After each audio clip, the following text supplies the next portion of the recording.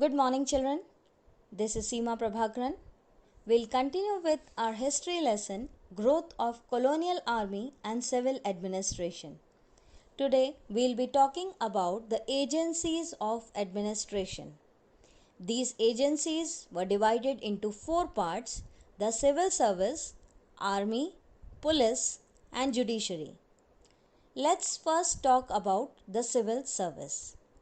The credit for starting the Indian Civil Service ICS in 1793 goes to Lord Cornwallis. Civil service was called the steel frame of Indian administration as the whole administration was run by it. Lord Cornwallis wanted to improve the administration and minimize corruption. The civil servants were highly paid and there were strict rules to curb bribery, corruption, and private trade. In civil service, promotions were given according to seniority. A college was set up at Fort William in Calcutta by Lord Wellesley. The aim was to provide training to Indians for the civil service. Another college was set up in England. A job in the civil services was very prestigious. In the beginning, the officers were appointed by the directors of East India Company. But later on, an examination was held to select the candidates. This examination was held in England and the language was English. This made it very difficult for Indians to qualify for the civil services. Also, Indians were never given the higher posts in the civil services, which were reserved only for the British officers. Next topic is Army. As the Indian rulers were defeated, many Indian soldiers were unemployed. The British recruited many Indian soldiers into the British Army. In fact, most of the British Army consisted of Indian soldiers. These soldiers were paid on regular basis.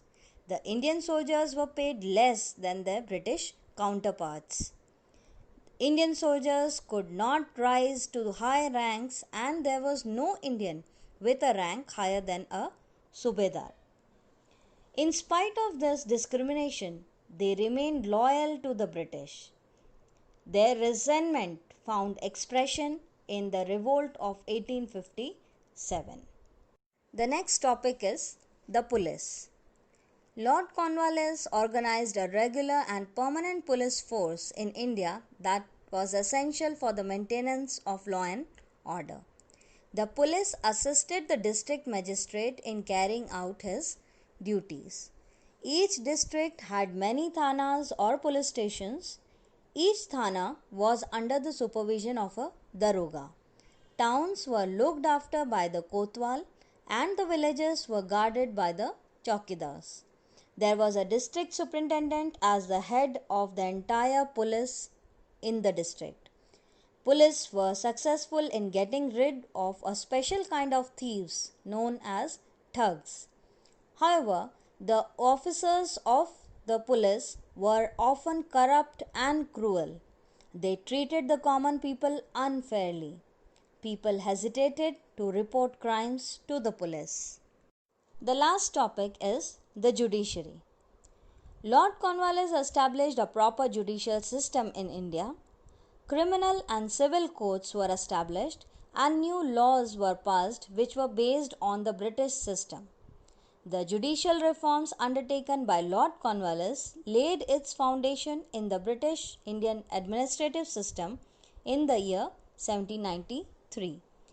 These judicial reforms of Cornwallis were documented in the famous Cornwallis Code. A law commission was appointed to finalize and write down the laws, and the concept of rule of law was introduced. Rule of law means the principle that all are equal in the eyes of law. However, this was only in theory, as the Europeans were tried only by the British judges in separate courts. The Supreme Court was set up at the highest level. Below this, high courts were established in the three presidencies. High courts were known as courts of equity. Next came the district courts and at the lowest level were the subordinate courts. Two types of courts were set up: the civil court, also called the Diwani Adalat, and the criminal court, called the Faujdari Adalat. That's all for today's class. Thank you and have a nice day. Stay home, stay safe.